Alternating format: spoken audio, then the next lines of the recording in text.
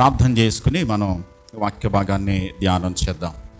ప్రేమ కలిగిన మా ప్రియ పరలోకపు తండ్రి, కృపా కనికరములు కలిగినటువంటి గొప్ప దేవా, మీకు స్తోత్రాలు. మహోన్నతుడా, సజీవుడా, శక్తిమంతుడా, మీకు స్తోత్రాలు నాయన.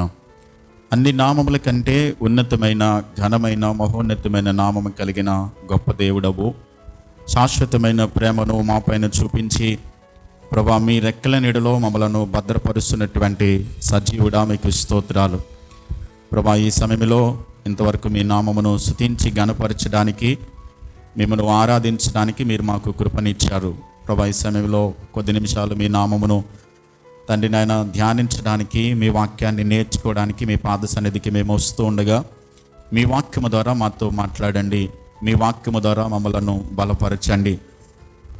మేము మా ఆత్మీయ జీవితాన్ని వాక్యము ద్వారా సరిచూచుకోవడానికి, ఎక్కడ మేము మీ వాక్య క్రమంలో నుండి తప్పిపోతున్నామో మమ్మలను మేము ప్రభా సరిచూచుకొని, సరిదిద్దుకొని, చక్కబెట్టుకుని మా జీవితాన్ని మీరు ఆశించిన పద్ధతిలో ప్రభా, మీరు మా పట్ల ఏదైతే ఉద్దేశాన్ని, ప్రణాళికను కలిగి ఉన్నారో మీ ఉద్దేశము, మీ ప్రణాళిక, మీ సంకల్పము అంతే కూడా మా జీవితాల్లో నెరవేర్చబడినట్లుగా మీ కృపను దయచేయమని ప్రార్థన చేస్తున్నాం. మీరు సార్వభౌమాధికారం కలిగినటువంటి దేవాతి దేవుడవు. మీ సార్వభౌమ చిత్తం చొప్పున సమస్తాన్ని మీరు జరిగిస్తున్నటువంటి మహోన్నతుడవు గనుక మిమ్మల్ని స్తుతించి మహిమపరుస్తున్నాం.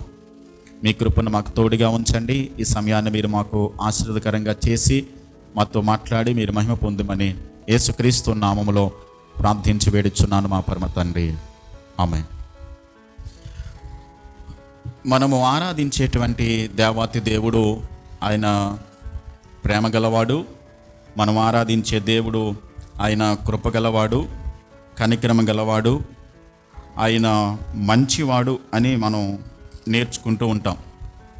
మంచిదే, ఆయన మంచివాడు, ప్రేమ గలవాడు, కృపగలవాడు మాత్రమే కాదు, కానీ ఆయనలో ఉన్నటువంటి ఒక ప్రాముఖ్యమైన లక్షణం ఏంటంటే ఆయన సార్వభౌముడు.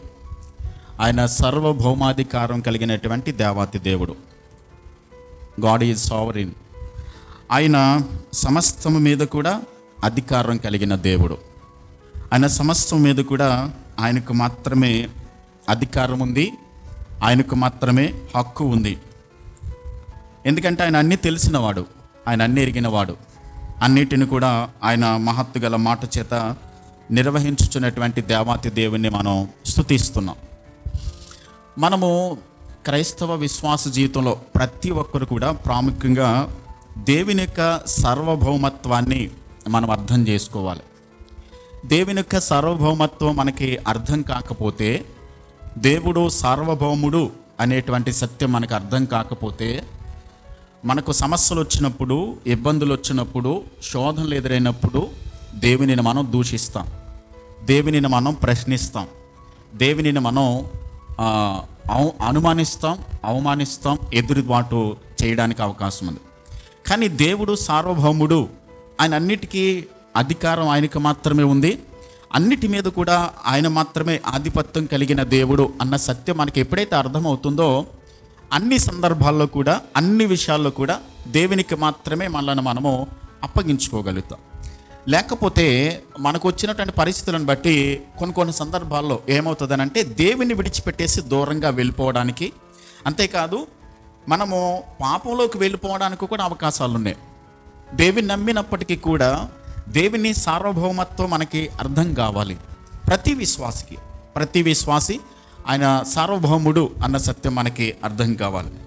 చూడండి, ఆయన ఎన్నోసార్లు బైబిల్ గ్రంథంలో నేను సార్వభౌమాధికారం కలిగిన దేవుడను, నాకు అన్నిటి మీద కూడా అధికారం ఉంది అని ఆయన చెప్పుకుంటూ వచ్చాడు. కొన్ని మాటలు చూద్దాం. 46వ అధ్యాయం యెషయా గ్రంథం 9-10 వచనాలు. ఐజియా 46:9-10 వెర్సెస్లో చదువుదాం. చాలా పూర్వమున జరిగిన వాటిని జ్ఞాపకము చేసుకొనుడి. దేవుడను నేనే, మరి ఏ దేవుడునో లేడు. నేను దేవుడను, నన్ను పోలిన వాడెవడునో లేడు.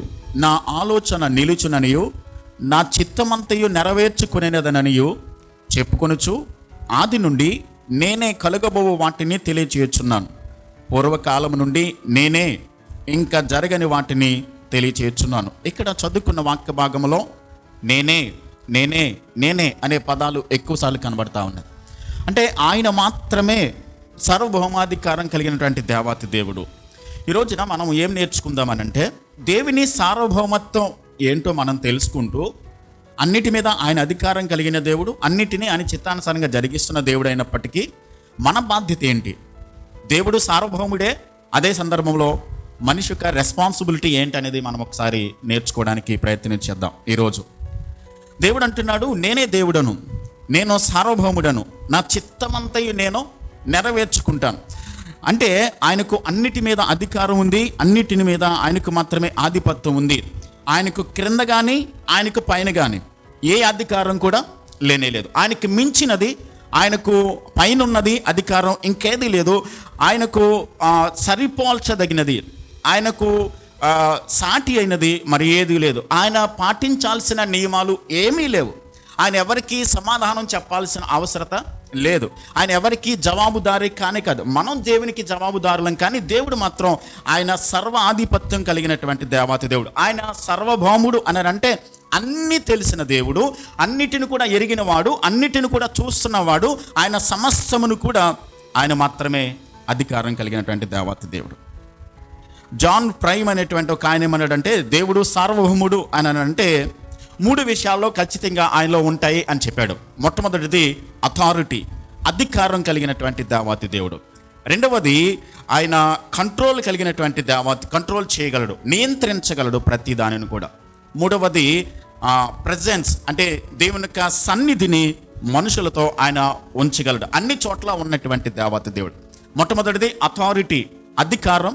రెండవది నియంత్రణ, కంట్రోలింగ్. అంతేకాదు ఆయన ప్రెజెన్స్, అన్ని చోట్ల ఆయన ఆ సన్నిధిని ఉంచగలిగినటువంటి దేవాతి దేవుడు. అథారిటీ అని అంటే ఆయన సర్వం మీద అధికారం కలిగిన వాడు. ఆయన ఆజ్ఞలు ఇస్తాడు, అన్నిటికీ ఆయన ఆజ్ఞలు ఇస్తాడు. వాటిని మనం ఏం చేయాలి? పాటించాలి, వాటిని మనము అనుసరించాలి. అంతేకాదు దేవుడు అన్నిటిని కూడా అధికారం కలిగిన దేవుడు మాత్రమే కాదు, కానీ అన్నిటిని కూడా ఆయన నియంత్రణ కలిగినటువంటి దేవాతి దేవుడు. సమస్తాన్ని ఆయన నోటి మాట చేత కలిగించాడు. ఈ సృష్టిని అంతటిని దేవుడు కలుగ చేశాడు, విశ్వమంతటిని దేవుడు కలుగ చేశాడు. ఈ విశ్వమంతటిని కూడా దేవుడు ఎవరు కంట్రోల్ చేస్తున్నారు? దేవుడే కంట్రోల్ చేస్తున్నాడు. ఆయన చేతిలోనే ఉంది. ఆయన సమస్తమును కూడా, ఈ సృష్టిని అంతటిని కూడా, అన్నిటినీ ఆయన జరిగిస్తున్నాడు. ఆయన ప్రణాళికలో ఒక మాట ఏంటంటే, ఆయన ఉద్దేశించినది మాత్రమే భూమి మీద జరుగుతుంది. ఈ విశ్వమంతటిలోనూ కూడా దేవుడు ఏదైతే ఉద్దేశించాడో, ఏది జరగాలని దేవుడు నిర్ణయించాడో, దేవుడు ఎలాగైతే జరగాలని ఆయన తీర్మానం చేశాడో, ఆయన ప్రణాళిక కలిగి ఉన్నాడో, ఆయన అనుకున్నట్టుగానే సమస్తం జరుగుతుంది. ఏది కూడా ఆయనకు మించి కానీ, ఆయనను అధిగమించి కానీ ఏది కూడా జరగట్లేదు. మన విశ్వాస జీవితంలో కూడా, మనిషి జీవితంలో కూడా సమస్తము ఆయన చిత్తం మాత్రమే జరిగించాలని దేవుడు ఇష్టపడుతున్నాడు. కాబట్టి everything is under God's control. దేవుని యొక్క చిత్తంలో, ఆయన యొక్క నియంత్రణలో అది జరుగుతూ ఉంది. మూడవది ఆయన సన్నిధి. ఆయన తీర్పు నుండి కానీ, ఆయన ప్రేమ నుండి మనం ఎక్కడి నుంచి తప్పించుకోలేం. ఆయన ప్రేమ నుండి మనం తప్పించుకోలేం, ఆయన న్యాయం నుండి మనం తప్పించుకోలేం. నిజంగా దేవుని ప్రేమలో, దేవుని యొక్క చిత్తానుసారంగా, దేవుని ఆజ్ఞల ప్రకారం మనం జీవిస్తే దేవుని ప్రేమను అనుభవిస్తాం. దేవుని ఆజ్ఞలకు వ్యతిరేకంగా జీవిస్తే ఆయన తీర్పు నుండి, ఆయన న్యాయం నుండి ఎప్పుడు తప్పించుకోలేం సుమా, ఎప్పటికీ తప్పించుకోలేం. కాబట్టి దీన్ని బట్టి మనం అర్థం చేసుకోవాల్సింది ఏంటంటే, ఆయన సార్వభౌమాధికారం కలిగిన దేవుడు, ఆయన అన్నిటిని కూడా కంట్రోల్ చేస్తున్న దేవుడు అన్నది మనకి ఖచ్చితంగా అర్థం కావాల్సి ఉన్నది. 139వ కీర్తన, 135వ కీర్తన 6వ వచనం చదువుదాం. సామ్ 135:6లో, 135వ కీర్తన సామ్ 135:6లో, ఆకాశమందును భూమి అందును సముద్రముల యందును మహాసముద్రములన్నిటి అందును ఆయన తనకిష్టమైనదంతయు జరిగించుచున్నాడు. మనం దేవుని సార్వభౌమత్వాన్ని గనక అర్థం చేసుకోకపోతే, గమనించాలి, ఆయన భూమి మీద, ఆకాశం మీద, సముద్రముల మీద, మహాసముద్రాల మీద ఆయనకి ఇష్టమైనదంతా కూడా దేవుడు జరిగిస్తున్నాడు. ఏది ఎక్కడ ఉండాలి, ఏది ఎక్కడ నివసించాలి అన్నది దేవుడు ముందుగానే నిర్ణయించాడు. దేవుడు ఏ ఏ విషయాల్లో సార్వభౌమాధం కలిగిన వాడో మనం గత వారం చూసాం. ఒక్కసారి మరలా జ్ఞాపకం చేసుకుని వాటిని గుర్తు చేసుకుంటూ మన బాధ్యత ఏంటో ఈరోజు మనం నేర్చుకోవడానికి ప్రయత్నించేద్దాం. దేవుడు సృష్టిని చేయడంలో, సృష్టిని పాలించడంలో ఆయన సార్వభౌముడు. ఈ సృష్టిని చేయడంలో అసలు ఈ సృష్టిని చెయ్యాలని, ఈ సృష్టిని ఆయన కలుగ చెయ్యాలని ఎవరైనా ఆయనకి సలహా ఇచ్చారా? ఇది చెయ్యాలి, ఇలా చెయ్యాలి, ఇలా జరిగించాలని ఎవరైనా ఆయనకి సలహా ఇచ్చారా? అడ్వైజ్ ఇచ్చారా? లేదు. దేవుడు నిర్ణయించాడు, చెయ్యాలనుకున్నాడు, ఆయన జరిగించాలనుకున్నాడు, సృష్టించాలనుకున్నాడు, ఆయన సమస్తాన్ని కూడా ఆయన చేశాడు. ఆయన దగ్గరికి వెళ్ళి ఎవరు కూడా ఆయనకి కౌన్సిలింగ్ ఇవ్వాల్సిన అవసరం లేదు, ఎవరు కూడా ఆయనకి సలహా ఇవ్వాల్సిన అవసరం కూడా లేనే లేదు. చూడండి, మనం సృష్టిని చూస్తున్నప్పుడు ఎన్నో రకాలైనటువంటి పరిస్థితులు మనం చూస్తున్నాం. కొన్ని గ్రహాలు పెద్దగా ఉండాలి, కొన్ని గ్రహాలు చిన్నగా ఉండాలి. ఏవండి, ఎంత స్పీడ్లో తిరగాలి, ఈ పరిస్థితులన్నీ కూడా ఎవరు చెప్పారు ఆయనకి? ఆయన మాత్రమే ఉద్దేశించాడు, ఆయన మాత్రమే చేశాడు. కొన్ని నక్షత్రాలు ఆకాశంలో ఉండాలి, కొన్ని నక్షత్రాలు కొన్ని నేల రాలి పడిపోవాలి, రాలి పడిపోవడానికి సిద్ధంగా ఉన్నాయి. ఇవన్నీ కూడా దేవుడు ముందుగానే నిర్ణయించాడు. ఈ పాలపుంతలు, ఈ గ్యాలక్సీలు, ఇవన్నీ కూడా దేవుడు తన చిత్తానుసారంగానే దేవుడు చేశాడు. పక్షులు గాలిలో ఎగరాలని, జంతువులు భూమి మీద నివసించాలని, చేపలు నీటిలోనే ఉండాలని ఎవరు సలహా చెప్పారు ఆయనకి? ఆయన అనుకున్నాడు, ఆయన సమస్తాన్ని జరిగించాడు. జంతువులను సృష్టించే విషయంలో కొన్నింటిని మృగాలుగా, కొన్నింటిని క్రూర మృగాలుగా, కొన్నింటిని సాధు జంతువులుగా, బాగా వేగంగా పరిగెత్తేటువంటి చిరుతపులిని దానికి వేగాన్ని నిర్ణయించింది ఆయనే, బాగా స్లోగా నడిచేటువంటి తాబేలుకు కూడా వేగాన్ని నిర్ణయించింది ఆయనే. ఎవరు చెప్పారు తాబేలుకి ఎంత మాత్రమే వేగం ఉండాలని? దేవుడు నిర్ణయించాడు. ఆయన సార్వభౌమాధికారం కలిగిన దేవుడు, అన్నిటినీ ఆయన చిత్తానుసారంగా సమస్తాన్ని జరిగిస్తున్నాడు. కాబట్టి దేవుని చిత్తానుసారంగా ఈ సృష్టి మీద సార్వభౌమాధికారం కలిగిన దేవుడు సుమ, అన్నీ కూడా ఆయన చిత్తానుసారంగానే నడిపించబడుతున్నాయి. అంతేకాదు, దేవుని యొక్క చిత్తములో మనిషి పుట్టుక మీద కూడా, ఆయన మనిషి యొక్క మరణం మీద కూడా దేవుడు మాత్రమే సార్వభౌమాధికారం కలిగిన దేవుడు. 139వ కీర్తనలో మనం చదువుకుంటాం, నియమింపబడిన దినములలో ఒకటైనను కాకమునిపే నా దినములన్నయు నీ గ్రంథములో లిఖితములాయను. అంటే దేవుడు మనిషి యొక్క పుట్టుక మీద, నేను ఎక్కడ పుట్టాలి, ఎవరికి పుట్టాలి, ఎప్పుడు పుట్టాలి అన్నది కూడా దేవుడు నిర్ణయించింది దేవుడే కదా. అంతే కదండి. మనం అనుకోవచ్చు, పలానా కుటుంబంలో పుడితే బాగున్ను, పలానా దేశంలో పుడితే బాగున్ను, పలానా వంశంలో పుట్టుంటే బాగుండు అనుకుంటాం. కానీ దేవుడు సార్వభౌముడు, ఎక్కడ మనలను పుట్టించాలో, ఎక్కడ మనలను ఉంచాలో అన్నది దేవుడు నిర్ణయించాడు. అందుకనే 139వ కీర్తనలో దావీదు అంటాడు, 13 నుండి 16 వచనాలు కనుక మనం చదివినట్లయితే, నా పుట్టినరోజు, నా చావు రోజు కూడా దేవుడు ఏం చేశాడు? నిర్ణయం చేశాడు. ఆయన నిర్ణయించే ప్రకారమే జరుగుద్ది. నేను ఎప్పుడు పుట్టాలో, నేను ఎప్పుడు మరణించాలో ఆయన నిర్ణయం చేశాడు. గత వారంలో మనకి ఎయిర్ ఇండియా క్రాష్ అయింది కదా, 241 మెంబర్స్ చనిపోయారు. అందులో పాటు అది ఒక మెడికల్ హాస్టల్ మీద అది క్రాష్ అయింది, ఇంకో 10 మంది కూడా అక్కడ చనిపోయారు. మీరు గమనించండి, దేవుడు దాన్ని అనుమతించాడా లేదా? అనుమతించాడు. ఎందుకు ఇలా జరిగింది? దేవునిని ప్రశ్నించలేం, మనం దేవుని అడగలేం. ఎందుకనంటే ఆయన సార్వభౌముడు, ఆయన అనుమతించాడు ఇలా జరగాలని, అంతే. అంటే ఈ 139వ కీర్తనలో చదవబడిన వాక్య భాగాన్ని బట్టి మనం అర్థం చేసుకోవాల్సింది ఏంటంటే, నియమింపబడిన దినములలో ఒకటైనా కాకమునిపే నా దినములన్నీ నీ గ్రంథములో లిఖితములాయను. ఆయన రాసేసుకున్నాడు ఇలా జరగాలని. కాబట్టి అలాగే దేవుడు జరిగించాడు, అంతే. కాబట్టి మనిషి పుట్టుక మీద, మనిషి యొక్క మరణం మీద దేవునికి అధికారం ఉంది. అంతేకాదు, ఈ సృష్టి మీద కూడా దేవునికి అధికారం ఉంది. అంతేకాదు, సకల వ్యాధుల పైన కూడా ఆయనకి ఏముంది? సార్వభౌముడైన.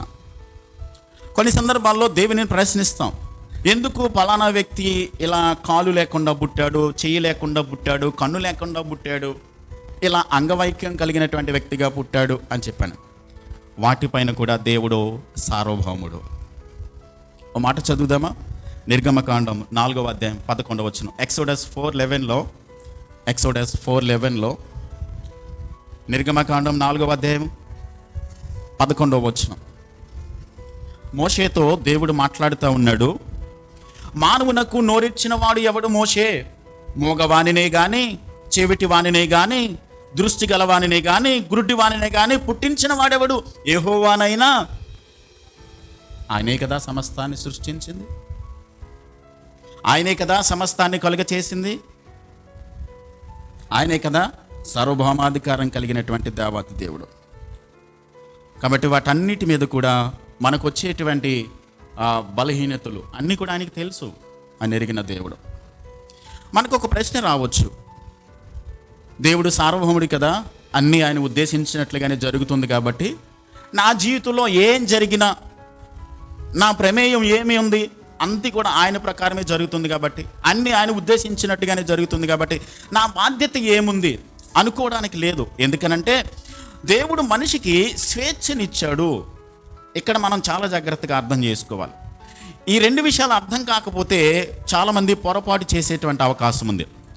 దేవుడు సార్వభౌముడే, సృష్టి మీద, మనిషి జీవితం మీద, మనిషి పుట్టుక మీద, మనిషి యొక్క మరణం మీద, వ్యాధుల మీద, పరిస్థితుల మీద, అన్నిటి మీద కూడా. ఇంకొక మాట చెప్పమంటారా, మనము మన 139 కీర్తనలు ఏమంటాడంటే, నా మాట నా నాలుకకు రాక మునిపే నా ఆలోచన సహితం నీకు ముందుగానే తెలుసు. దేవునికి తెలుసు.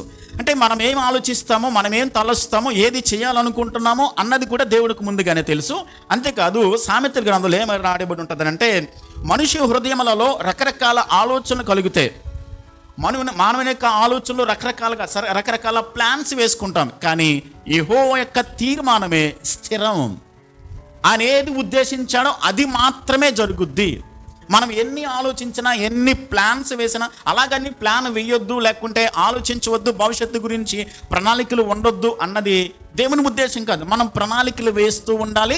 ఆయన చిత్తానికి మనం అప్పగించుకున్నప్పుడు దేవుడు తన చిత్తంలో ప్రకారం మనను నడిపిస్తాడు.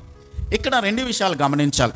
దేవుడు సార్వభౌముడే, ఆయన సమస్తాన్ని ఆయన చిత్త ప్రకారం జరిగిస్తూనే ఉన్నాడు. అదే సందర్భంలో మనిషి బాధ్యత కూడా ఉంది.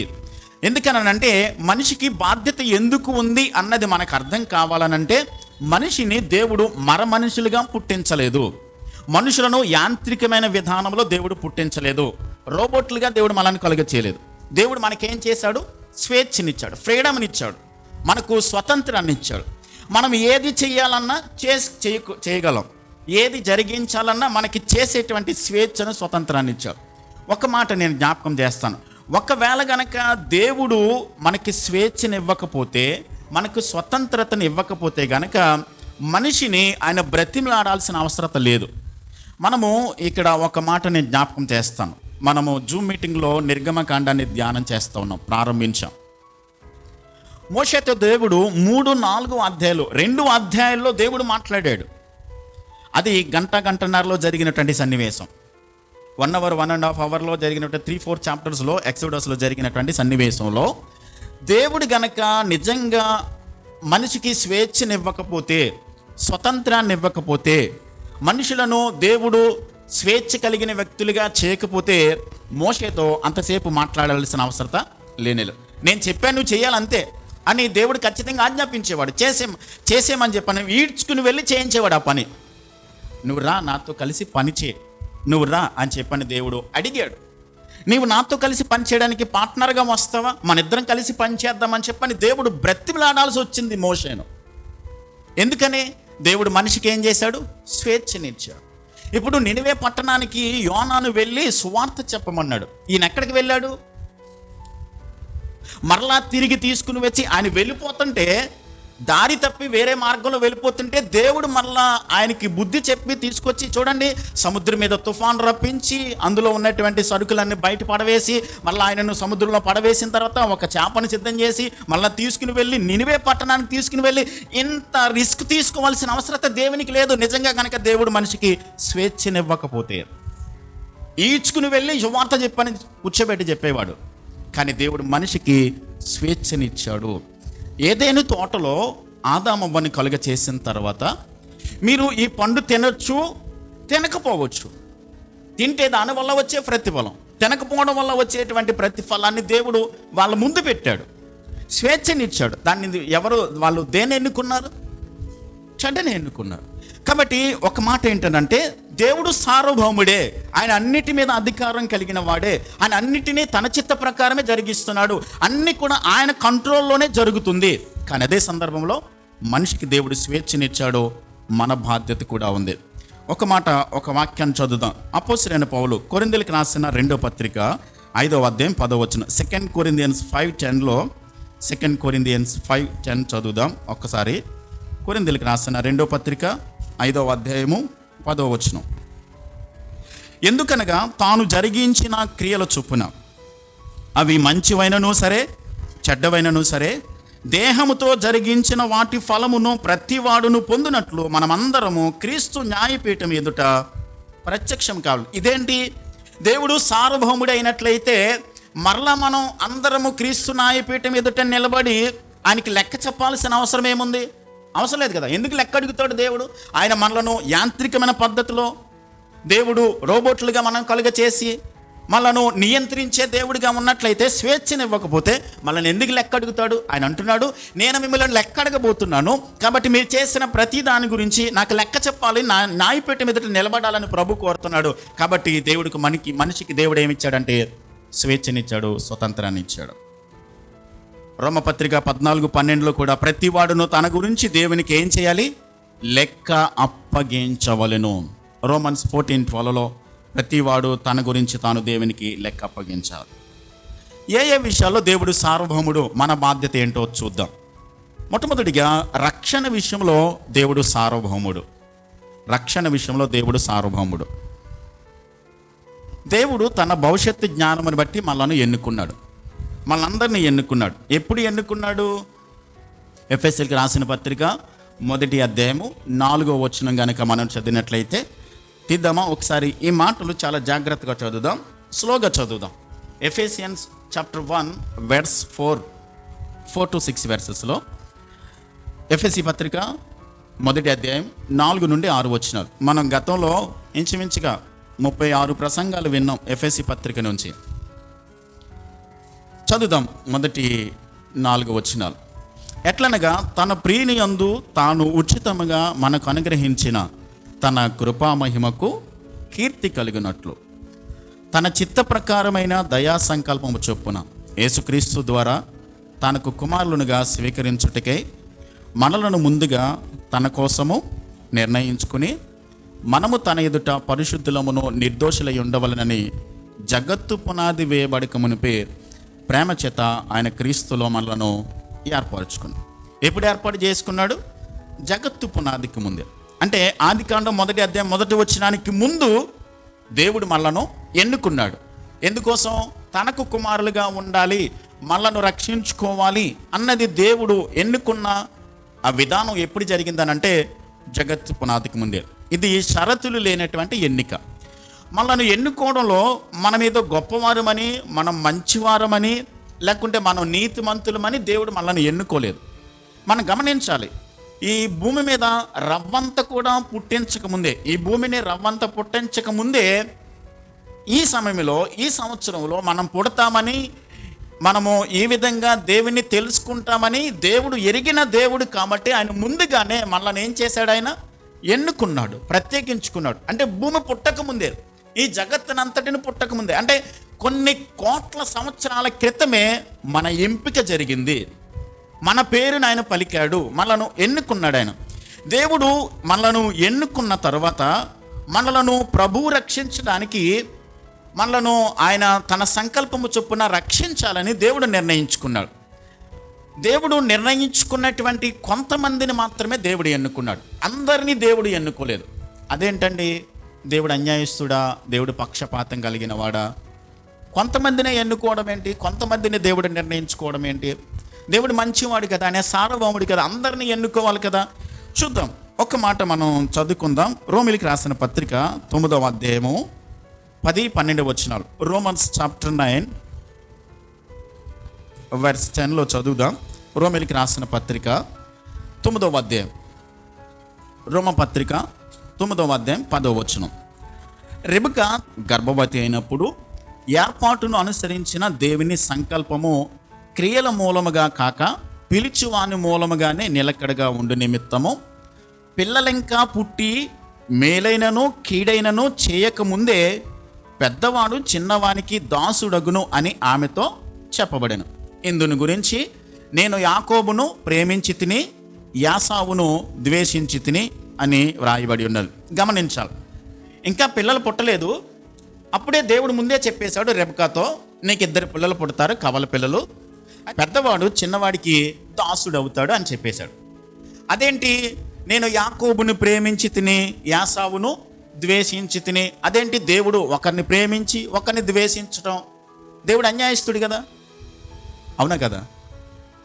ఇక్కడ అదే చదువుకుంటాం మరి చోటు వచనంలో, కాబట్టి ఏమందుము దేవుని యందు అన్యాయం కలదా? అట్లన రాదు.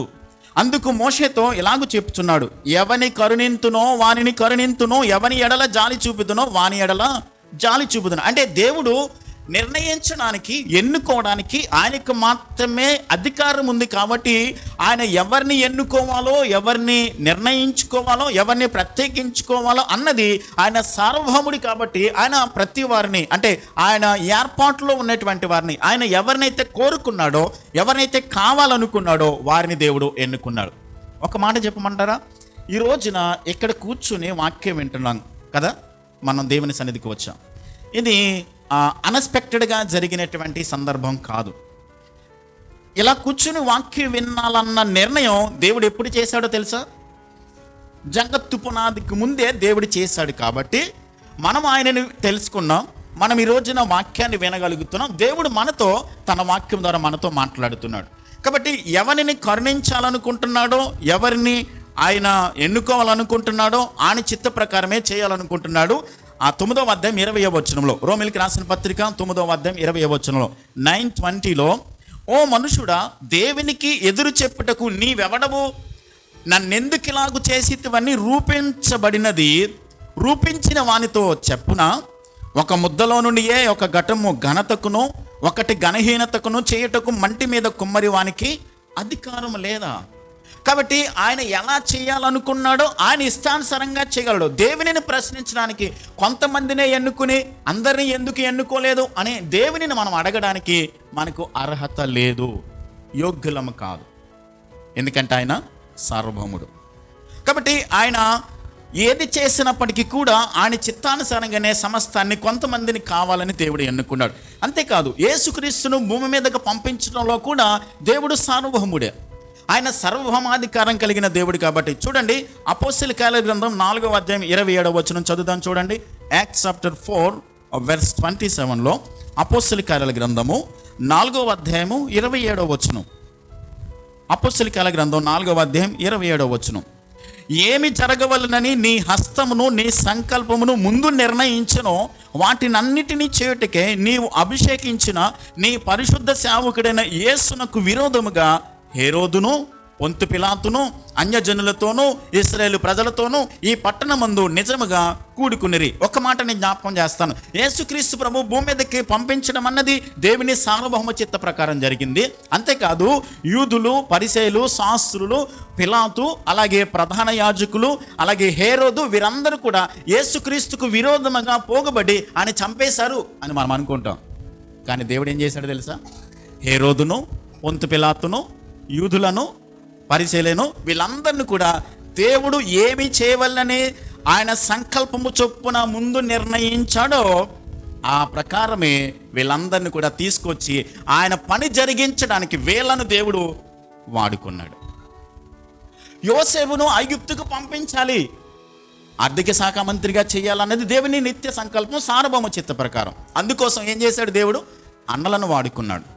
గుంటలోకి దోసేసి, ఇష్మాయిలులకు అమ్మేసి, ఐగుప్తు దేశానికి బానిసగా బజార్లో అమ్మించేసి, అంటే ఇవన్నీ కూడా చేయడానికి దేవుడు వెనకాల ఉండి ఆయన వెనకాల ఈ పనిని అంతా కూడా చేశాడు. యోసేపును ఐగుప్తు దేశానికి తీసుకుని వెళ్ళి కరువులో వారిని పోషించడానికి ముందుగానే దేవుడు పంపించాడు. మనిషి యొక్క బాధ్యత ఏంటంటే వారి అన్నలు ఈ విధంగా వ్యవహరించడానికి. ఆదికాండం మనం ధ్యానం చేసాం. 45వ అధ్యాయంలో వారు అంటారు, మేము ఈ బాధ అనుభవించడానికి, యోసేపు వాళ్ళ అన్నల ముందు తన్ను తాను బయలుపరచడానికి ముందు ఏం చేశాడంటే 3 దినాలు జైల్లో పెట్టించాడు. తర్వాత బెన్యామిన్ తీసుకుని రమ్మన్నాడు. తర్వాత అక్కడ షిమ్యోనుని పట్టుకుని అక్కడ ఉంచాడు. ఇవన్నీ జరుగుతున్నప్పుడు, ఎందుకు రా బాబు ఇవన్నీ జరుగుతున్న, మన తమ్ముడు ఒకప్పుడు బ్రతిమలాడాడు మనల్ని వదిలిపెట్టేమని, కానీ మనం వదలలేదు, అందుకని మనకి అన్నీ జరుగుతున్నాయని చెప్పానంటే, అప్పుడు వాళ్ళ మాటలు అర్థం చేసుకున్నటువంటి యోసేపు ఏమంటాడంటే, మీరు కీడికే చేశారు, కానీ దేవుడు ఏం చేశాడు? మేలుగా మార్చాడు. ఇలా చేయాలని, ఇలా జరగాలని దేవుడు నిర్ణయించాడు, దేవుడు నిశ్చయించాడు. కాబట్టే మీరు ఆ పని చేశారు, అలా చేయడానికి ప్రేరేపించబడ్డారు, కాబట్టి అలా చేశారు. ఈ రోజున మిమ్మల్ని అందరినీ కరువులో పోషించడానికి దేవుడు నిర్ణయించాడు, కాబట్టి ఆ విధంగానే జరుగుతుంది అని చెప్తా ఉన్నాడు.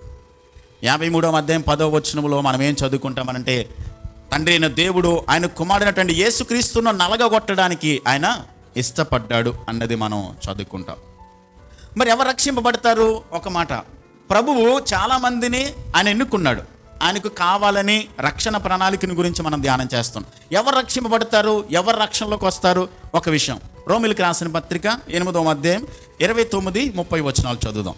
ఆయన రక్షణ ప్రణాళికలో ఎన్నుకున్నటువంటి వారు ఎవరు, అసలు ఎవరిని దేవుడు రక్షిస్తాడు, ఎవరిని ఆయన రక్షణలోకి నడిపిస్తాడు అని అంటే రోమ పత్రిక 8వ అధ్యాయం, రోమన్స్ చాప్టర్ 8:29 నుంచి చదువుదాం. ఎందుకనగా తన కుమారుడు అనేక సహోదరులలో జ్యేష్ఠుడగినట్లు దేవుడు ఎవరిని ముందు ఎరుగనో వారు తన కుమారునితో సారూప్యం గలవారుటకు వారిని ముందుగా నిర్ణయించెను. మరియు ఎవరిని ముందుగా నిర్ణయించెనో వారిని పిలిచెనో, ఎవరిని పిలిచెనో వారిని నీతిమంతులుగా తీర్చెనో, ఎవరిని నీతిమంతులుగా తీర్చెనో వారిని మహిమపరిచెను. కాబట్టి దేవుడు ముందుగా ఎవరిని ఎన్నుకున్నాడో వారినే దేవుడు ఏం చేశాడు? పిలిచాడు. ఎవరినైతే పిలిచాడో వారిని ఏం చేశాడు? నీతిమంతులుగా తీర్చాడు. ఎవరినైతే నీతిమంతులుగా తీర్చాడో వారిని మహిమపరచబోతున్నాడు, అంటే దేవుని రాజ్యాన్ని ఇవ్వబోతున్నాడు. అంటే ఎన్నికలో ఉన్నవారు మాత్రమే ఆయన పిలుపులోకి వస్తారు. ఆ పిలుపులోకి వచ్చిన వారు మాత్రమే నీతిమంతులుగా తీర్చబడతారు. ఆ నీతిమంతులుగా తీర్చబడిన వారు మాత్రమే పరలోకాన్ని స్వతంత్రించుకుంటారు. ఇంకా క్లియర్గా అర్థం కావాలనంటే ఎవరిని దేవుడు రక్షించుకుంటాడు అని అంటే యోహాను సువార్త 6వ అధ్యాయం 37వ వచనం, జాన్ చాప్టర్ 6:37లో, గాస్పల్ జాన్ చాప్టర్ 6:37లో 6వ అధ్యాయంలో కొన్ని వచనాలు చదువుదాం. చాలా క్లియర్గా మనకు అర్థమవుతుంది దేవుడు ఎవరిని ఎన్నుకున్నాడు, ఎవరిని రక్షణ ప్రణాళికలో ఉన్నారు అన్నది. యోహాను సువార్త 6వ అధ్యాయం 37వ వచనం, తండ్రి నాకు అనుగ్రహించిన వారందరూ నా యొద్దకు వత్తురు, నా యొద్దకు వచ్చి వారిని నేను ఎంత మాత్రమును బయటికి త్రోసివేను. అంటే తండ్రి ఎన్నుకున్నాడు, తండ్రి ఎన్నుకున్న దానిని బట్టి, ఆయన ఎన్నుకున్న విధానాన్ని బట్టి తండ్రి నాకు అనుగ్రహించిన వారందరూ కూడా నా దగ్గరికి వస్తారు అని ప్రభు చెప్తున్నాడు. 44వ వచనం 6వ అధ్యాయంలోనే, 6వ అధ్యాయం 44వ వచనం, నన్ను పంపిన తండ్రి వానిని ఆకర్షించితేనే గాని ఎవడునో నా యొద్దకు రాలేడు. అంటే దేవుని ఏర్పాటులో ఉన్న వాళ్ళు మాత్రమే ఎవరి దగ్గరికి రాగలుగుతారు? దేవుని దగ్గరికి రాగలుగుతారు. ఇంకా 65వ వచనం, యోహాను సువార్త 6వ అధ్యాయం 65:65లో, మరియు ఆయన తండ్రి చేత వానికి కృప అనుగ్రహింపకుంటే ఎవడునో నా యొద్దకు రాలేడు. అంటే దేవుడు ఎన్నుకున్న వారు మాత్రమే ఆయన దగ్గరికి రాగలుగుతారు, వాళ్ళు మాత్రమే ఆయనను అంగీకరించగలుగుతారు, వారు మాత్రమే దేవుని తెలుసుకోగలుగుతారు, వారు మాత్రమే స్వార్థ ప్రకటించబడుతున్నప్పుడు స్పందించగలుగుతారు. ఇంకా క్లియర్గా అర్థం కావాలనంటే అపోస్తలుల కార్యాల గ్రంథం 13వ అధ్యాయం 48వ వచనం, యాక్ట్స్ చాప్టర్ 13:48లో, అపోస్తలుల కార్యాల గ్రంథం 13వ అధ్యాయం 48వ వచనం, అన్యజనులు ఆ మాట విని సంతోషించి దేవుని వాక్యమును మహిమపరచిరి, మరియు నిత్య జీవమునకు నిర్ణయింపబడిన వారందరూ ఏం చేశారు? ఎవరు విశ్వసించారు? నిత్య జీవానికి ఎవరైతే నిర్ణయింపబడ్డారో వాళ్ళు మాత్రమే విశ్వసించారు. మీకు అర్థమవుతుందా? తండ్రిని దేవుడు ఎవరినైతే ఎన్నుకున్నాడో వాళ్ళు మాత్రమే విశ్వసించగలుగుతారు, వాళ్ళు మాత్రమే ప్రభువు దగ్గరకు రాగలుగుతారు, వాళ్ళు మాత్రమే దేవుని అంగీకరించగలుగుతారు. మరి మిగతా వాళ్ళ పరిస్థితి ఏంటనంటే దేవుడు కావాలని కొంతమందినే ఎన్నుకున్నాడు, అది ఆయన చిత్తం, అది ఆయన సార్వభౌమాధికారం, ఆయన ఉద్దేశంలో మనం ఉన్నాం. కాబట్టి పరలోకానికి వెళ్ళిన తర్వాత ప్రభా నీ దగ్గరికి రావడానికి ఒకటే మార్గం పెట్టావేంటి ప్రభా, ఇంకా వేరు మార్గాలు ఎందుకు పెట్టలేదు ప్రభా అని చెప్పని ప్రభువును ప్రశ్నించమంట. ఆయన ఏమని చెప్తామో తెలుసా? ప్రభా నీ దగ్గరికి రావడానికి కనీసం ఒక్క మార్గమైనా పెట్టావు ప్రభా, నీ దగ్గరికి రావడానికి నిన్ను అంగీకరించడానికి ఒక్క మార్గమైనా మాకు పెట్టావు, అది చాలా సంతోషం ప్రభా అని దేవుని మనము కృతజ్ఞతాపూర్వకంగా ప్రభుని స్తుతిస్తామంట. కాబట్టి ఆయన సార్వభౌముడు కొంతమందిని కావాలని దేవుడు నిర్ణయించుకున్నాడు. ఎఫెసీ పత్రిక 2వ అధ్యాయం 8వ వచనంలో, మీరు కృపచేతనే విశ్వాసము ద్వారా రక్షింపబడ్డారు, ఇది మీ వలన కలిగినది కాదు, ఇది దేవుని వరం, దేవుడు తన వరం ద్వారా దేవుడు మనల్ని తన కృప ద్వారా మనల్ని రక్షించుకున్నాడు. ఆయన ప్రణాళికలో మనలను ఆయన ఎన్నుకున్నాడు. రక్షణ విషయంలో దేవుడు సార్వభౌముడు. అయితే మన బాధ్యత ఏంటనంటే గమనించాలి. రక్షించాలని దేవుడు కొంతమందిని ఎన్నుకున్నాడు. ఆ రక్షించడానికి ఆయన కుమారుడు భూమి మీదకి పంపించడానికి ఆయన సార్వభౌమ చిత్తం చొప్పున పంపించాడు. జగత్తు పునాదికి ముందే కొంతమంది కావాలని ఆయన ఎన్నుకున్నాడు. ఎవరైతే ఎన్నిక చేయబడ్డారో వాళ్ళు మాత్రమే విశ్వాసం ఉంచుతారు, వాళ్ళు మాత్రమే నమ్ముకుంటారు, వాళ్ళు మాత్రమే దేవుని దగ్గరికి రాగలుగుతారు. మరి ఎలా తెలుస్తుందండి మనకి పలానా వాళ్ళు ఎన్నికలో ఉన్నారు, పలానా వాళ్ళని దేవుడు ఎన్నుకున్నాడు, ఎంపిక చేసుకున్నాడని నాకెలా తెలుస్తుంది? ఎవరికి తెలియదు. ఆయన నిర్ణయము ఎవరికి అని చెప్పాల్సిన అవసరం కూడా లేదు. కాబట్టి ఆయన ఎన్నుకున్నాడు. అయితే మన బాధ్యత ఏంటి? ఎవరు నమ్ముకున్నారు, ఎవరు ఏర్పాట్లో ఉన్నారో, ఎవరు దేవుని సంకల్పంలో ఉన్నారో మనకి తెలియదు. కాబట్టి మనం అందరికీ కూడా ఏం చేయాలి? సువార్తను ప్రకటించాలి. సువార్త ప్రకటించేటప్పుడు ఎవరెవరైతే ఎంపికలో ఉన్నారో, ఎవరైతే ఎన్నుకున్నారో వాళ్ళు దేవుని దగ్గరికి వస్తారు. మీకు అర్థమవుతుందా? వాళ్ళు మాత్రమే వస్తారు దేవుని దగ్గరికి, వాళ్ళు మాత్రమే నమ్ముకోగలుగుతారు, వాళ్ళు మాత్రమే ప్రభువుని విశ్వాసం ఉంచగలుగుతారు. మిగతా వాళ్ళ పరిస్థితి అది దేవునికి అప్పగించడం అంతే. కాబట్టి ఆయన ఎన్నుకున్నాడు కాబట్టి, ఆయన వారిని ఎంపిక చేసుకున్నాడు కాబట్టి ఆ పని ఏదో ఆయనే చేసేసుకుంటాడు. మన బాధ్యత ఏమీ లేదు, నేను చేతులు కట్టుకుని కూర్చుంటానంటే లేదు. మనం సువార్త ప్రకటించాలి. ప్రకటించవలసిన బాధ్యత ప్రభు మనకు పెట్టాడు. ఎవరు విశ్వాసం ఉంచగలుగుతారంటే ఎవరైతే నమ్ముకున్నారో, ఎవరైతే ఏర్పాట్లో ఉన్నారో, ఎవరైతే ఆయన సంకల్పంలో ఉన్నారో వాళ్ళు దేవుని దగ్గరికి రాగలుగుతారు. ఇక్కడ రక్షణ ప్రణాళికను బట్టి ఇంకొక మాట నేను చెప్తాను. ఏంటనంటే, మనము దేవుని దగ్గరికి రావడానికి నిజానికి మనం దేవుని నమ్ముకున్నాం, ప్రభులోకి వచ్చేసాం. కానీ ఇంకా లోకంలో దేవుని తెలియని వాళ్ళు ఉన్నారు. వాళ్ళ పరిస్థితి ఏంటంటే వాళ్ళ ఆత్మ సంబంధంగా చచ్చిన స్థితిలో ఉన్నారు. ఎఫెసీ పత్రిక 2వ అధ్యాయం 1వ వచనం ప్రకారం మీరు మీ పాపముల చేతను అపరాధముల చేతను చచ్చిన వారిగా ఉన్నారు. చచ్చినవాడు తన కోసం ఏమీ చేసుకోలేడు, కనీసం ఆలోచన కూడా చేసుకోలేడు. కాబట్టి ప్రభువే ఏం చేయాలనంటే ఆ చనిపోయిన వ్యక్తికి దేవుడు జీవాన్ని ఇవ్వాలి, బ్రతికింప చేయాలి. బ్రతికింప చేసినంత మాత్రం దేవుని దగ్గరికి వచ్చేస్తాడంటే దేవుని దగ్గరికి రాలేడు. విశ్వాసాన్ని కూడా ఎవరు ఇవ్వాలి? దేవుడు ఇవ్వాలి. అందుకని విశ్వాసమునకు కర్త, దానిని కొనసాగించేవాడు. హెబ్రీ పత్రిక 12:2 ప్రకారం. కాబట్టి చచ్చిపోయిన ఆత్మ సంబంధంగా చనిపోయిన వ్యక్తిని దేవుడు బ్రతికించి జీవాన్నిచ్చి విశ్వాసాన్ని పుట్టించి విశ్వాసము ద్వారా అతనిని ఒప్పింపచేసి పాపము నిమిత్తము పరిశుద్ధాత్మ దేవుడు అతనిని ఒప్పింపచేసి రక్షణలోకి నడిపించడానికి దేవుడు ఈ ప్రణాళికనంతటిని కూడా దేవుడు చేస్తాడు. ఆయన చేసేదే ఈ రక్షణ ప్రణాళిక అంతా కూడా. మనం రక్షణలోకి వచ్చామంటే, ప్రభువుని నమ్ముకున్నామంటే, దేవుడు తన చిత్తానుసారంగా చేసిన ఏర్పాటుని బట్టి మాత్రమే మనం రక్షింపబడ్డాం. అయితే ఈ రోజున నేను అడిగేది ఏంటనంటే, రక్షింపబడడానికి దేవుడు జగత్తు పునాదికి ముందే కొంతమంది కావాలని ఎన్నుకున్నాడు. ఆయన ప్రణాళికలో కొంతమందిని పిలుచుకున్నాడు. ఆయన నీతిమంతులుగా చేయాలనుకుంటున్నాడు. మహిమలో వారికి స్థానాన్ని ఇవ్వాలనుకుంటున్నాడు. నా ప్రశ్న ఏంటంటే, మీరు రక్షింపబడ్డారా? రక్షణ కోసం, రక్షణ సంకల్పం కోసం దేవుడు చేయాల్సిన ఆయన సార్వభౌమ చిత్త ప్రకారం సమస్తాన్ని చేశాడు. మరి మీరు రక్షింపబడ్డారా? రక్షింపబడడానికి మనం ఏం చేయాలి?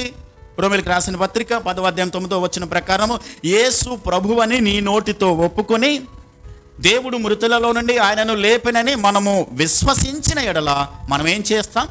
రక్షింపబడతాం. మన నోటితో యేసు ప్రభువని ఒప్పుకోవాలి. ఆయనను మృతులలో నుండి ప్రభు లేపాడని మనం నమ్మాలి, విశ్వాసం ఉంచాలి. అప్పుడు మనం రక్షింపబడతాం. ఒక మాట, దేవుడు సార్వభౌముడి కాబట్టి, రక్షణ కొరకు అన్నీ చేశాడు కాబట్టి మన బాధ్యత ఏంటనంటే మనం రక్షణలోకి రావాలి. ఆయన వాక్యాన్ని ప్రకటిస్తున్నప్పుడు, ఆయన సువార్తను మనకి తెలియచేస్తున్నప్పుడు మనం స్పందించాలి. దానికి స్పందించకపోతే, ఒకవేళ ఆయన రక్షణ కార్యాన్ని గనక మనం తృణీకరిస్తే ఏం జరుగుద్దో చూద్దాం. హెబ్రీ పత్రిక 2వ అధ్యాయం 3వ వచనం. హెబ్రీస్ చాప్టర్ 2 verse 3. హెబ్రీకి రాసిన పత్రిక 2వ అధ్యాయం 3వ వచనం. హెబ్రీస్ చాప్టర్ 2 verse 3లో ఎంత గొప్ప రక్షణను మనము నిర్లక్ష్యం చేసిన ఎడల ఎలాగూ తప్పించుకుందాము? ఇట్టి రక్షణ ప్రభు బోధించుడి చేత ఆరంభమై దేవుడు తన చిత్తానుసారముగా చూచు క్రియల చేతను, మహత్కార్యముల చేతను, నానా విధములైన అద్భుతముల చేతను, వివిధములైన పరిశుద్ధాత్మ వరములను అనుగ్రహించడం చేతను వారితో కూడా సాక్ష్యం ఇచ్చుచుండగా వినిన వారి చేత మనకు దృఢపరచబడను. ఆయన సార్వభౌముడు కాబట్టి రక్షణ కార్యాన్ని చేశాడు. మన బాధ్యత ఏంటంటే ఆ రక్షణకు మనం ఏం చేయాలి?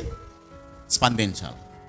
ఒకవేళ రక్షణను త్రోసివేస్తే, రక్షణను కనుక మనం కాదనుకుంటే ఎలాగో తప్పించుకుంటాం? గమనించాలి.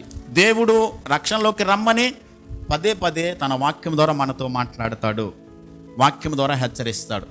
ఇప్పుడు కాదులే చూద్దాం, ఇప్పుడు కాదులే తర్వాత ఆలోచిద్దాం అని చెప్పని వాయిదాలు వేసుకుంటే గనక గమనించాలి, తీర్పులో నుంచి మనం తప్పించుకోలేము. ఆయన న్యాయపీఠం ముందు మనం అందరం ఖచ్చితంగా నిలబడాలి. రక్షణను గనక మనం పోగొట్టుకుంటే, రక్షణను గనక మనము కాదనుకుంటే, మనము కాదనుకోవచ్చా అని అంటే కాదనుకునేటువంటి అవకాశం కూడా ఉంది. తృణీకరించవచ్చా అంటే దేవుడు మనకి స్వేచ్ఛనిచ్చాడు కాబట్టి, స్వతంత్రాన్ని ఇచ్చాడు కాబట్టి, మనము ఆయన రక్షణ ఏర్పాటు చేసినప్పటికీ కూడా మనం కాదనుకుని దూరంగా వెళ్ళిపోవచ్చు. కానీ దూరంగా వెళ్ళిపోతే, తృణీకరిస్తే కనుక దానికి తగినటువంటి ప్రతిఫలాన్ని ఎక్కడికి వెళ్తాం మనం? రక్షణ కాదనుకుంటే యుగాలు తరతరాలు అగ్ని ఆరదు, పురుగు చావదు. కాబట్టి ఆ భయంకరమైనటువంటి స్థితిలోకి మనం వెళ్ళాల్సి వస్తుంది. సరే, రక్షింపబడ్డాం, రక్షణ గురించి దేవుడు చేశాడు. రక్షణను మనం నిర్లక్ష్యం చేయొద్దని రక్షింపబడని వారి గురించి దేవుడు మాట్లాడుతున్నాడు. మరి రక్షింపబడిన వారి బాధ్యత ఏంటి?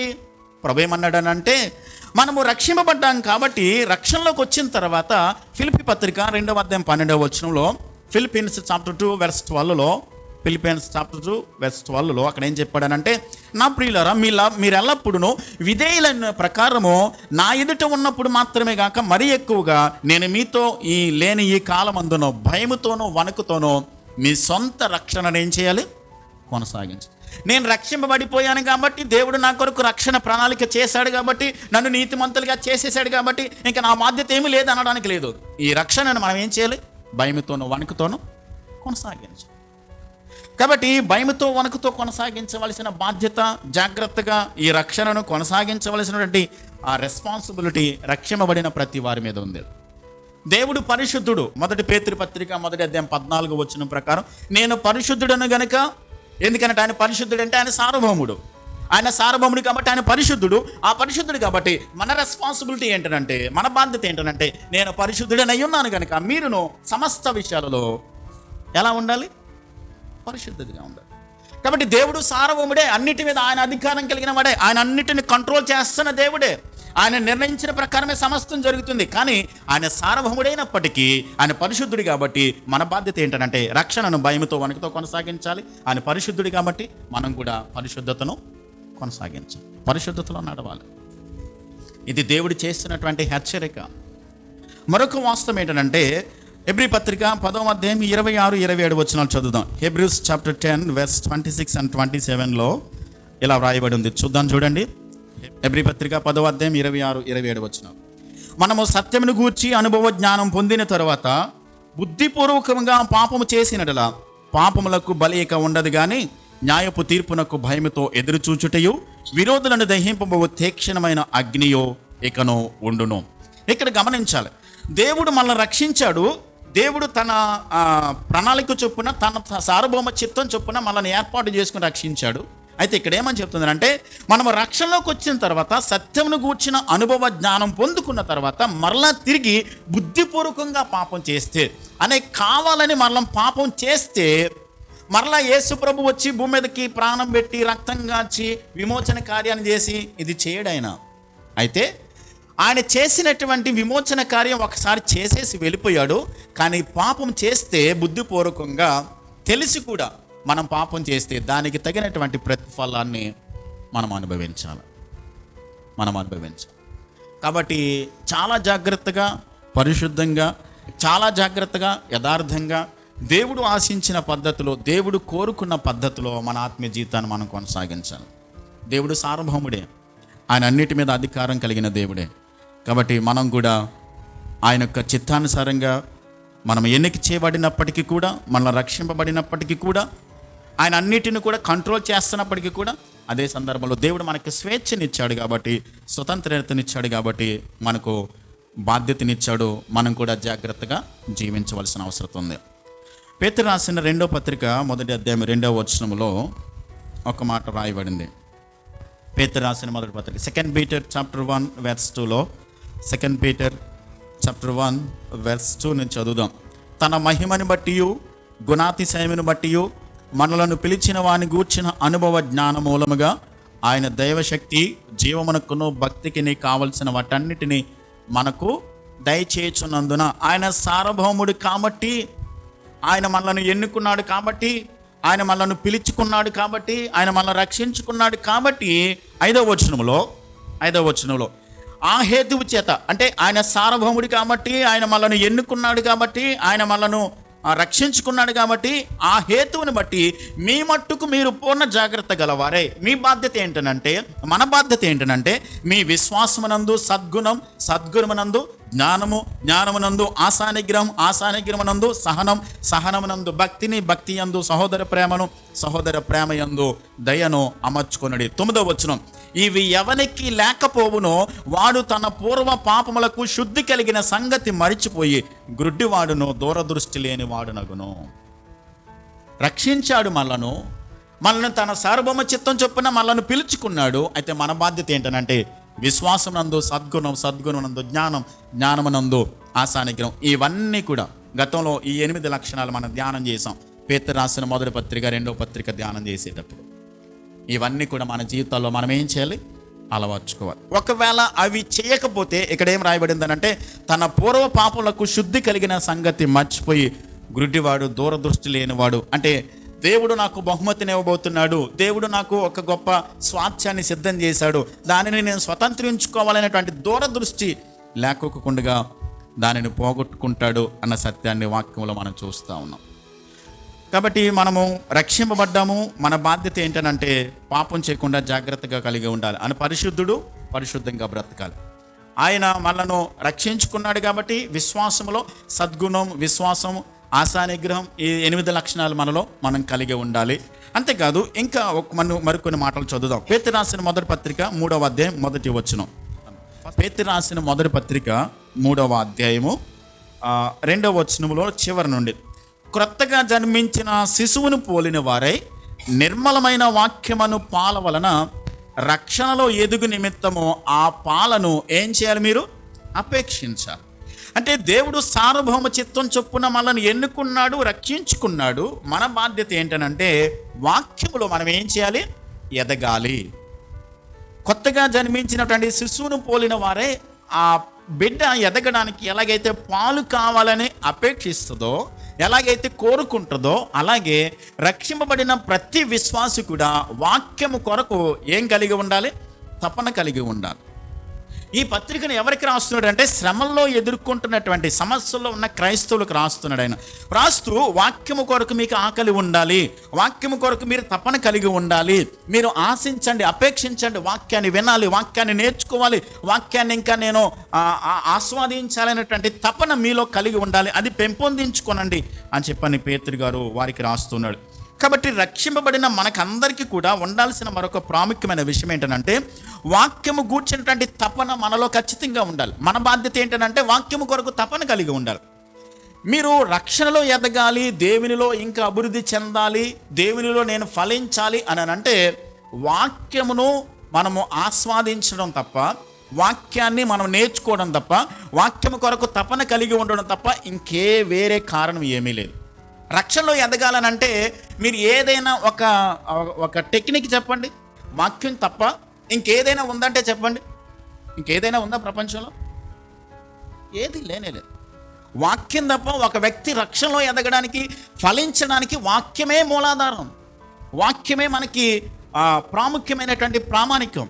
కాబట్టి ఈ వాక్యాన్ని మనం చదవాలి. అందుకనే కొలసీలకు రాసిన పత్రిక 3వ అధ్యాయం 16వ వచనంలో, కొలసియన్స్ చాప్టర్ 3 verse 16లో, సంగీతములతోనూ కీర్తనలతోనూ ఆత్మ సంబంధమైన పద్యములతోనూ ఒకనికి ఒకడు బోధించుచు బుద్ధి చెప్పించు కృపాసహితముగాను మీ హృదయములలో దేవుని గూర్చి గానము చేయొచ్చు సమస్త విధములైన జ్ఞానముతోనూ క్రీస్తు వాక్యము మీలో సమృద్ధిగా నివసింపనియండి.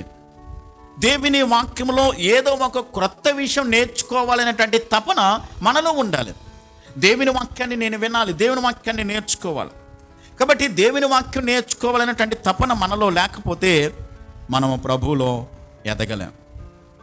ప్రతిరోజు కూడా మనకి ఫ్రెష్ మన్నా దొరుకుతుంది. గూగుల్ మీట్లో మన వాక్యాన్ని నేర్చుకుంటున్నాం.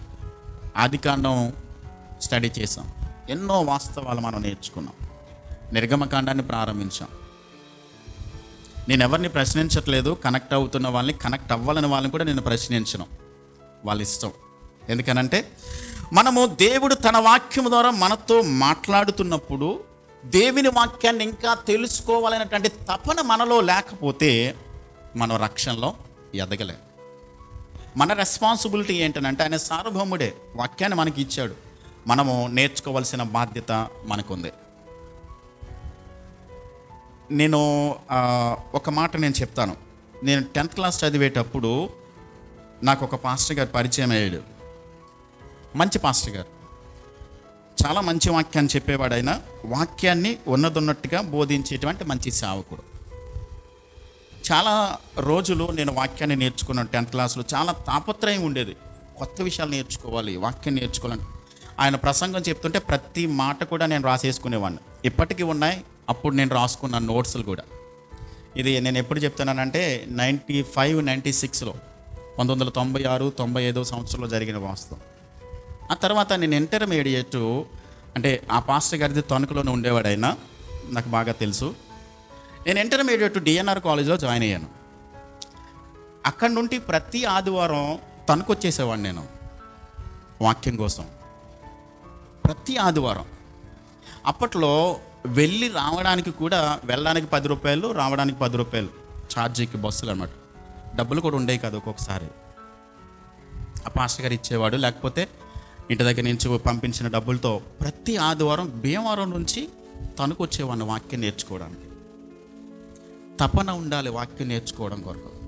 కొన్ని పుస్తకాలు నా మైండ్లో పెట్టుకున్నాను, నేను నేర్చుకున్నాను అంతే, చదవడం, ధ్యానం చేయడం. కాబట్టి మన జీవితాలలో మన రెస్పాన్సిబిలిటీ ఏంటంటే వాక్యాన్ని ఎంతగా చదువుతామో అంతగా దేవుని మనసు ఏంటో మనకు అర్థమవుతుంది. దేవుని హృదయం మనకు అర్థం అవ్వాలంటే వాక్యంలో దేవుడు పెట్టాడు. వాక్యం కొరకు తపన కలిగి ఉండాలి. ఒకవేళ మీకు పనులు ఉన్నాయి, మీకు బాధ్యతలు ఉన్నాయి, మీకు రెస్పాన్సిబిలిటీస్ ఉన్నాయి, నేను కాదన్ను.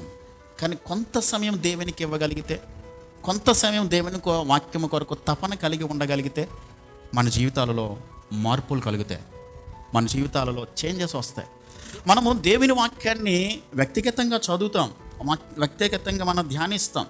అంతే సందర్భంలో ఇంకా దేవుడు ఏం మాట్లాడబోతున్నాడు, దేవుడు ఏం చెప్పబోతున్నాడు అన్నది అర్థం కావాలనంటే ఇంకా మనలో ఆయన కొరకు, వాక్యం కొరకు తపన ఉంటే, ఆశ ఉంటే, ఆశగల ప్రాణాన్ని దేవుడు ఏం చేస్తాడు?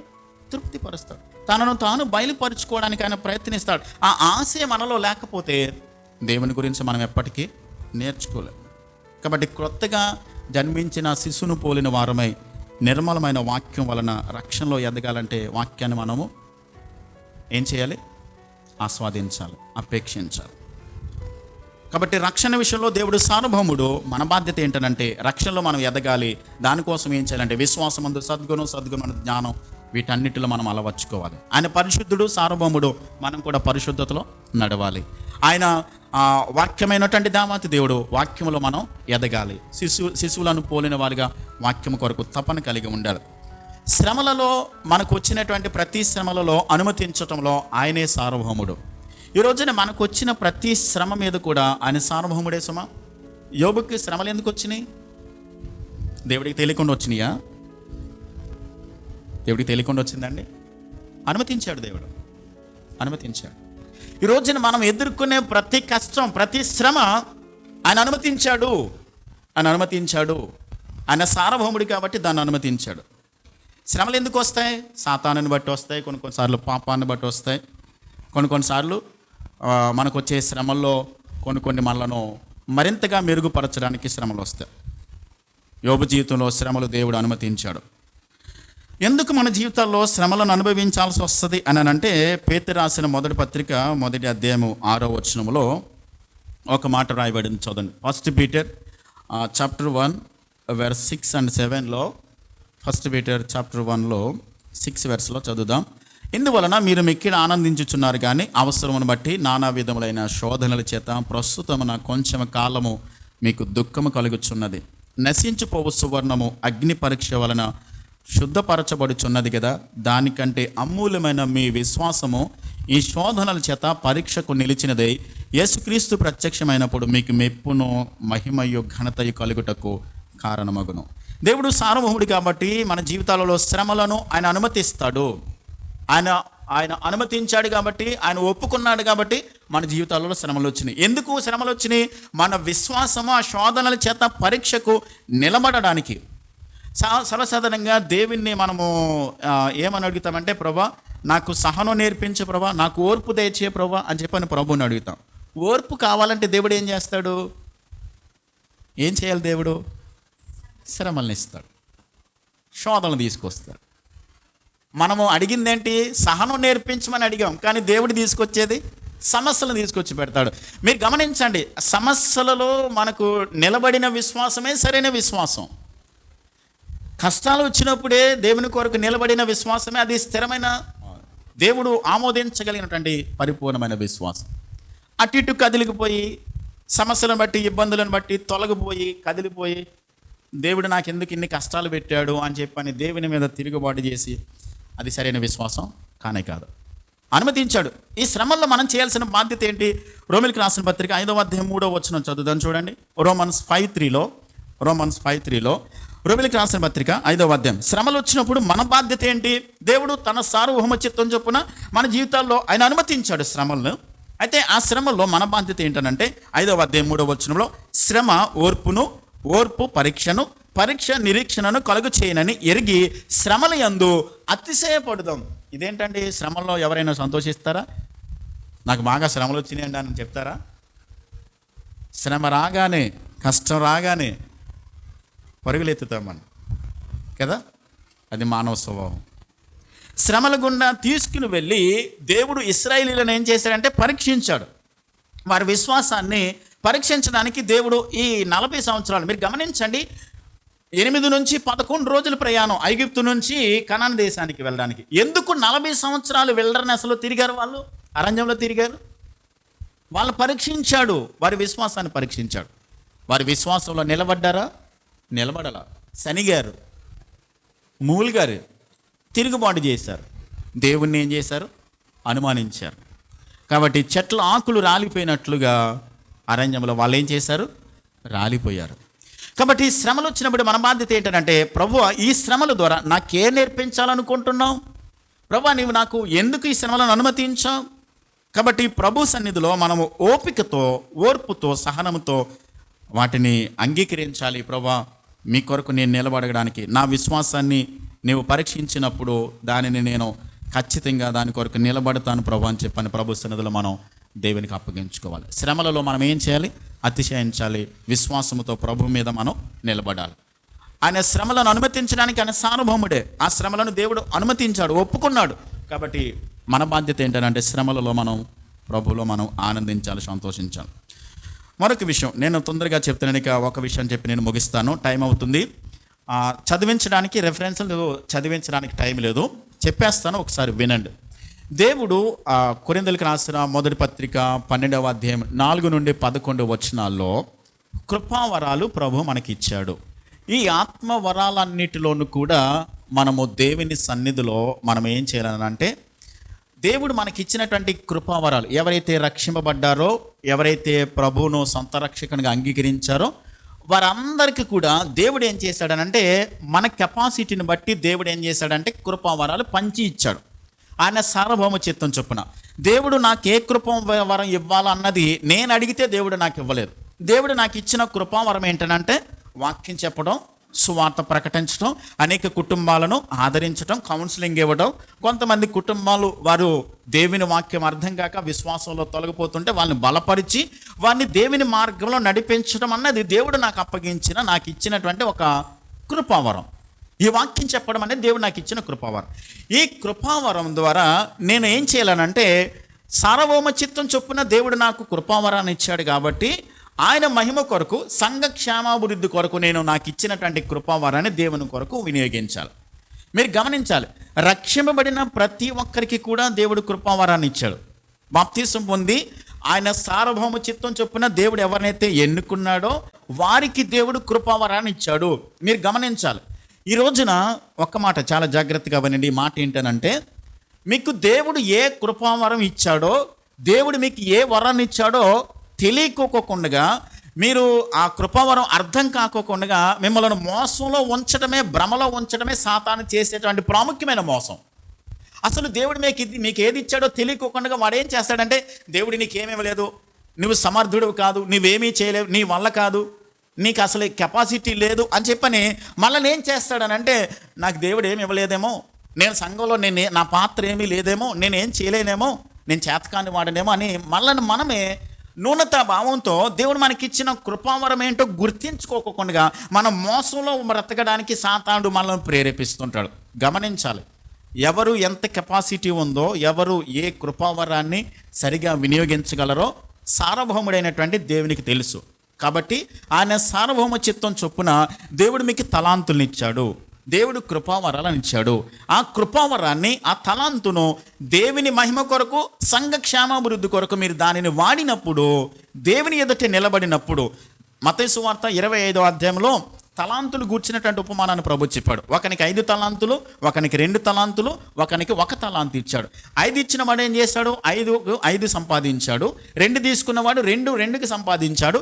1 తీసుకున్నవాడు ఏం చేశాడంటే పట్టుకుని వెళ్ళి భూమిలో దాన్ని పాతిపెట్టాడు. ఆ యజమానుడు అంటున్నాడు, అతనిని లెక్కడిగాడు. గమనించాలి, దేవుడు సార్వభౌమ చిత్తం చొప్పున దేవుడు మీకు వరాన్ని ఇచ్చాడు. ఇక్కడ వాక్యాన్ని వింటున్న ప్రతి ఒక్కరికి దేవుడు తలాంతి ఇచ్చాడు సుమా. ఒకవేళ నాకు తెలియదు అని అంటే మీరు దేవుని అడగండి, దేవుని ప్రార్థించండి.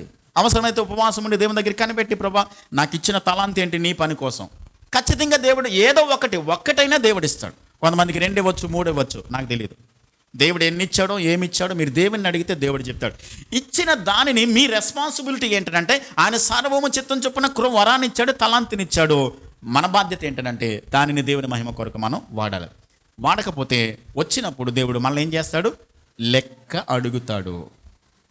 అక్కడ వాడు ఏం చేశాడంటే తలాంతు పట్టుకుని వెళ్ళి భూమిలో పాతి పెట్టినప్పుడు వాని గురించి ఉపయోగించిన మాటలు ఏంటంటే, సోమరివాడు అన్నాడు, చెడ్డదాసుడు అన్నాడు, పనికి మాలినవాడు అన్నాడు. అక్కడ ఈ 3 పదాలు వాడాడు. 25 అధ్యాయం మీరు చదివితే, సోమరివాడు, పనికి మాలినవాడు, చెడ్డదాసుడు, ఈ పదాలు వాడాడు. అందరి ముందు కూడా ఆ దేవుని న్యాయపీఠ ముందు నిలబడినప్పుడు దేవుడు లెక్క అడగబోతున్నాడు ప్రతి ఒక్కరి గురించి. మన రెస్పాన్సిబిలిటీ ఏంటంటే, దేవుడు సార్వభౌముడే అయినప్పటికీ దేవుడు మనకి బాధ్యతనిచ్చాడు.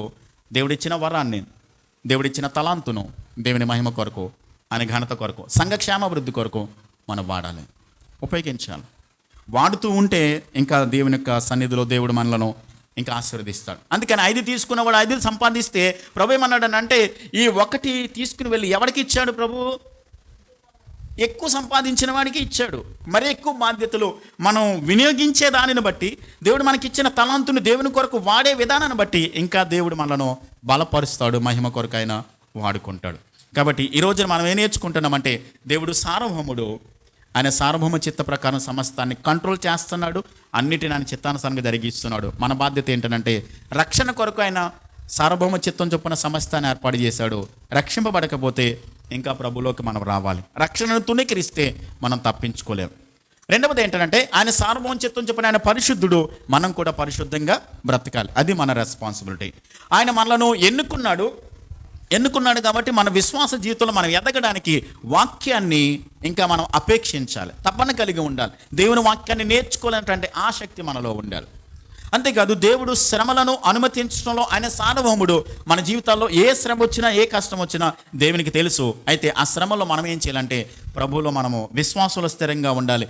ఓర్పుతో, సహనముతో శ్రమలలో మనం ఏం చేయాలి? అతిశయించాలి. అంతేకాదు, కృపావరాలు ఇవ్వడంలో ఆయన సార్వభౌముడు, ఆయన మనకిచ్చాడు.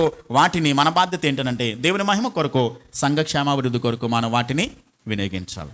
కాబట్టి దేవుడు సార్వభౌముడు, అదే సందర్భంలో మన బాధ్యత కూడా మనకుంది. వాటిని చేసినప్పుడు మాత్రమే మనమందరం కూడా క్రీస్తు న్యాయపీఠం ఎదుట నిలబడాలి. ఒక రోజున దేవునికి లెక్క చెప్పాలి. ఆయన ఎదుట నిలబడినప్పుడు ఆయన ఇచ్చే బహుమానాన్ని పొందాలని అంటే మన బాధ్యత కూడా ఉంది, మనం కూడా నెరవేర్చాలి. దేవుడే చూసుకుంటాడులే, అన్నిని దేవుడే చేసుకుంటూ వెళ్ళిపోతాడులే అంటాక లేదు. ఆయన సార్వభౌముడైనప్పటికీ కూడా దేవుడు మనకి బాధ్యతలు ఇచ్చాడు. వాటిని చక్కగా మనం నెరవేర్చి ఆయన ఎదుట నిలబడినప్పుడు, లెక్క అడిగినప్పుడు ఖచ్చితంగా మనం లెక్క చెప్పగలిగిన వారమైనట్లయితే ఖచ్చితంగా దేవుని సన్నిధిలో, దేవుని రాజ్యంలో గొప్ప ఆశీర్వాదాన్ని మనం పొందుకుంటాం. అలాంటి కృప దేవాతి దేవుడు మనందరికీ అనుగ్రహించునుగాక. తలలు వంచండి, ప్రార్థన చేద్దాం. చెప్పబడిన వాక్యాన్ని జ్ఞాపకం చేసుకుంటూ, ఒకవేళ రక్షింపబడుకోకుండా ఒకవేళ ఉన్నట్లయితే ప్రభు సన్నిధిలో ఇంత గొప్ప రక్షణను మనము నిర్లక్ష్యం చేస్తే తప్పించుకోలేం. ప్రభా, నా జీవితాన్ని మీకు సమర్పించుకుంటాను, మీకు అప్పగించుకుంటానని ప్రభు సన్నిధిలో మనం దేవునికి అప్పగించుకుందాం. ఆయన పిలుపుకు లోబడదాం. రక్షింపబడిన వారు ఆయన పరిశుద్ధుడు కాబట్టి మనము కూడా పరిశుద్ధంగా జీవించాలి. ఆయన శ్రమలను మన జీవితాలలో అనుమతించాడు, సార్వభౌముడి కాబట్టి శ్రమలలో మనం సంతోషించాలి. విశ్వాసాన్ని కాపాడుకుని ఓర్పుతో వాటిని ఎదుర్కోవాలి. ఆయన సార్వభౌముడి కాబట్టి రక్షణలో మనం ఎదగాలంటే వాక్యాన్ని మనం అపేక్షించాలి, వాక్యాన్ని మనం కోరుకోవాలి, వాక్యములో ఇంకా మనం ఎదగడానికి మనం తీర్మానించుకోవాలి.